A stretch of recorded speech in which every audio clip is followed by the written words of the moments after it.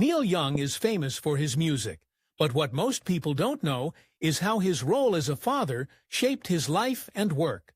For a rock icon who sang about searching for a heart of gold, his greatest treasures turned out to be at home. His 3 children, Zeke, Ben, and Amber, each of them faced daunting challenges from the moment they came into the world. 2 of his kids were diagnosed with cerebral palsy, and his daughter inherited his own struggle with epilepsy. These hardships changed Neil's priorities completely.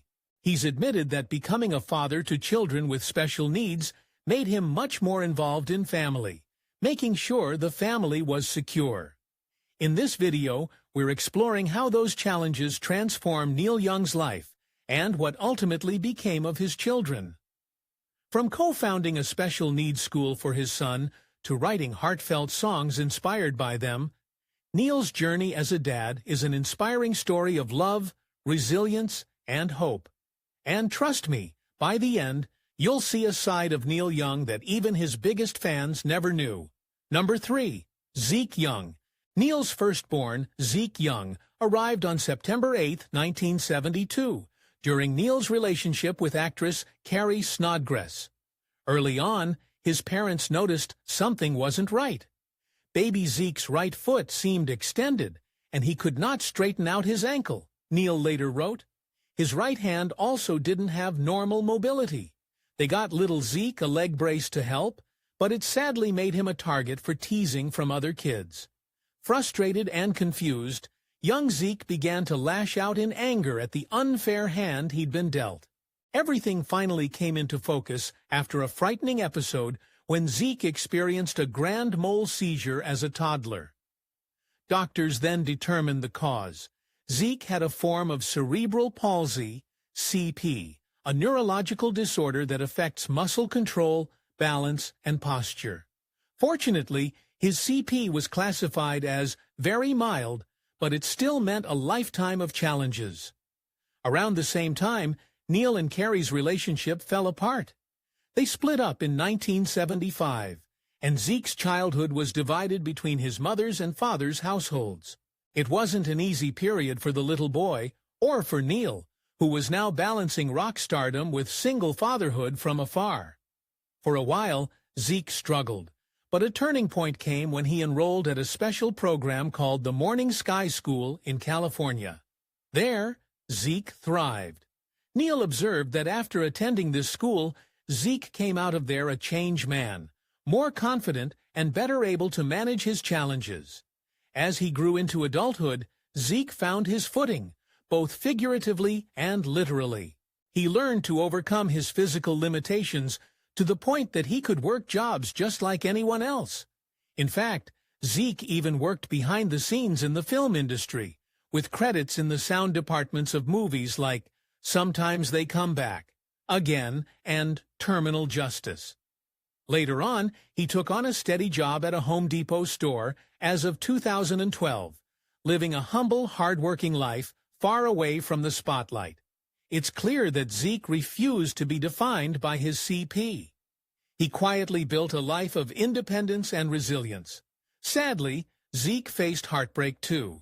In April 2004, his mother, Carrie Snodgrass, died of heart failure at age 57 while waiting for a liver transplant. Zeke was by her side in her final moments, showing how deep their bond was. Through all of life's ups and downs, Zeke remained close with both his parents. By 2012, Neil and Zeke had grown very close as father and son. Neil has spoken about how proud he is of the person Zeke became, admiring his eldest child as the wonderful man he has grown up to be. For a man who once wrote so many soul-searching songs, Neil Young didn't have to look far for a heart of gold. He sees it in Zeke. Today, Zeke Young, now in his early 50s, lives a quiet, fulfilling life. Number 2. Ben Young. In November 1978, a few years after Zeke was born, Neil welcomed his second child, Ben Young, with his then-wife, Peggy Morton Young. Lightning struck twice for the Young family. Baby Ben was also diagnosed with cerebral palsy, and his case was even more severe. Imagine being a rock star in the prime of your career and discovering your newborn son will never walk or speak in the typical way. It was a crushing blow, but Neil and Peggy faced this heartache head-on.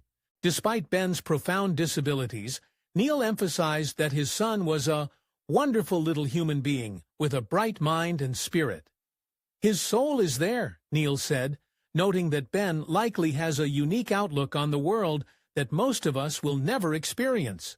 From day one, caring for Ben was a challenge, but it also sparked extraordinary changes in the young family.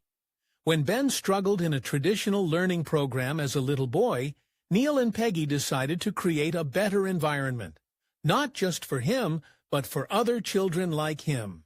In 1986, they co-founded the Bridge School, a groundbreaking school in California for students with severe physical disabilities and communication needs. This school taught kids new ways to express themselves, for example using computers or adaptive devices to speak. It exists because of Ben, a lasting legacy that has helped countless special needs children communicate better and reach their potential. Neil also found creative ways to bond with and empower his son as he grew up, all aboard the train. Neil built an elaborate miniature train set that took up an entire room, just so Ben, who had limited control over his muscles, could make something move and have fun. Using simple push buttons, Ben could conduct the trains himself. This became a joyful shared hobby for father and son. An imaginative world where Ben was in control, music inspired by Ben. Neil channeled his experiences with Ben into his art. If you listen to his experimental 1982 album, Trans, several songs or tributes to Ben's life. Tracks like Transformer Man, Computer Age, and We Are in Control are filled with references to trying to communicate through technology and talking with people who can't talk. A direct nod to how Ben interacts with the world by pressing buttons and using a computer voice. In this way, Neil gave the world a glimpse into his son's reality through music. Despite the severity of his condition, Ben grew into adulthood with a remarkable sense of purpose. He graduated from Half Moon Bay High School in 1998, an achievement that speaks volumes about his determination. Then, in 1999, Ben decided to become a farmer. Yes, you heard that right. He started a small chicken farm on the family's ranch in California. By 2002, the farm was certified organic, and 10 years after that, Ben was personally raising about 250 chickens and selling thousands of organic eggs each year. Think about that for a second. A man who cannot walk unaided and communicates through assistive technology managed to build a thriving organic egg business. Ben refused to let his disability stop him from living a meaningful life.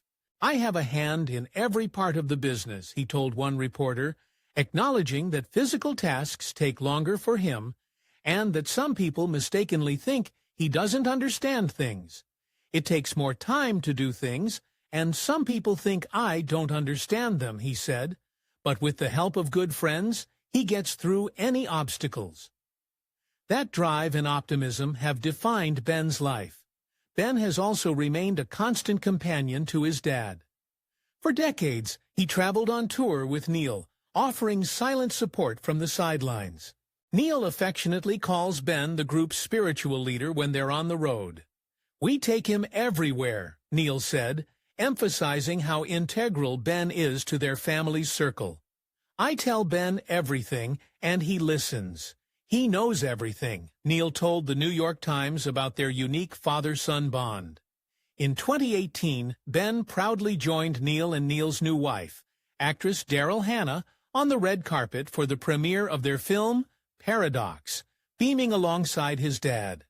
Neil often credits Ben with teaching him some of life's greatest lessons. Watching Ben persevere has taught Neil to have faith and belief and inner strength and to never give up. In Neil's words, Ben manages to do this just by himself, by being a gift to his family. Number 1. Amber Jean Young. 6 years after Ben's arrival, Neil and Peggy decided to have another child. In 1984, they welcomed a daughter, Amber Jean Young. This time, the challenge wasn't evident right away, but before long, Neil noticed something hauntingly familiar with baby Amber. Like her father, Amber was diagnosed with epilepsy, a neurological disorder that causes unpredictable seizures. Neil himself had suffered epileptic seizures in the past. In fact, he had battled both epilepsy and even childhood polio in his own life, so he understood how frightening this condition could be. Not wanting epilepsy to cast a shadow over Amber's childhood, Neil did what he does best. He turned to music. Just weeks after Amber was born, he began performing a gentle new song at concerts, titled Amber Jean. In it, he sang to his baby girl, "Amber Jean, oh Amber Jean, prettiest eyes I've ever seen," pouring a father's love into lyrics. He also affectionately described his only daughter as just a little flower growing like a little flower should, a reflection of how precious and fragile she was to him. Amber grew up surrounded by creativity and support. The Young family lived on Neil's rustic Broken Arrow Ranch in California, where Amber's early days were filled with art and nature. From preschool onward, art was her world. I took art classes in preschool, and that started me on a path that I never diverged from. Amber recalled of her childhood. She never lost that artistic spark. After high school in San Francisco, Amber went on to study fine art in college. First at Kenyon College in Ohio, then earning a master's degree in painting at the San Francisco Art Institute. Throughout her journey, her parents encouraged her passion every step of the way. Both Neil and Pidgey even featured Amber's artwork on their album covers and liner notes, proudly showcasing their daughter's talent to the world. "Not a lot of people get the level of encouragement I received," Amber once said, grateful for how strongly her mom and dad believed in her dreams. That confidence carried her into a career as a professional artist. Much of Amber's art is deeply personal, often inspired by family and memories. Her mother, Peggy, was an avid collector of handmade quilts, Navajo weavings, Persian rugs, and all kinds of textiles. Beautiful things with history and heart. Amber initially worked with textiles and mixed media herself, clearly influenced by her mom's eclectic collections. But in early 2019, Amber's life was shaken by a devastating loss. Peggy Young, her mom, lost a long battle with ovarian cancer. Amber was heartbroken. She had been extremely close to her mother. During Peggy's illness, Amber would call her every single day to check in. Losing her felt unbearable. Amber needed a way to process her grief, and she found it the same way she's always expressed herself. Through art, in March 2022, Amber unveiled a powerful solo art exhibit in Palo Alto, California, titled Peggy's Garden. It was a month-long show dedicated to her late mother's memory. The paintings in Peggy's garden were vivid and full of life, bursting with bright colors, floral motifs, and cheerful patterns. Amber explained that she wanted to capture the feelings her mom had on her good days during cancer treatment. As everyone in the cancer community knows, those days are hard to come by, Amber said. So I wanted to highlight that by incorporating color, patterns, flowers, and houseplants. Through these artworks, Amber also found an outlet for her own pain. Pouring herself into bold colors and joyful imagery actually helped her heal. Painting with bright colors helped me move through the grief of her passing, Amber shared, saying it tricked my brain into feeling good. In the end, the exhibit was not only therapeutic, but also meaningful on a larger scale. It raised over $14,000 for the Ovarian Cancer Research Alliance, with matching donations from Peggy's siblings boosting the contribution. Amber had transformed her personal loss into something beautiful that could help others, truly honoring her mother's legacy. Outside of her art, Amber Jean Young has built a happy and grounded life. She married an investment banker named Rajiv Chaudhary in 2013, in a ceremony where both Neil and Peggy were proudly present. Amber and Rajiv have since welcomed 2 children of their own. Neil became a grandpa. In June 2023, the couple celebrated their 10-year wedding anniversary. Amber marked the occasion with a heartfelt note about how the last decade had been chaotic in both wonderful and horrible ways, from joys to challenges, and praising her husband for keeping their family on track and moving forward through it all. Now, in her late 30s, Amber continues to create art, cherish her young family, and carry forward the strength she inherited from her parents.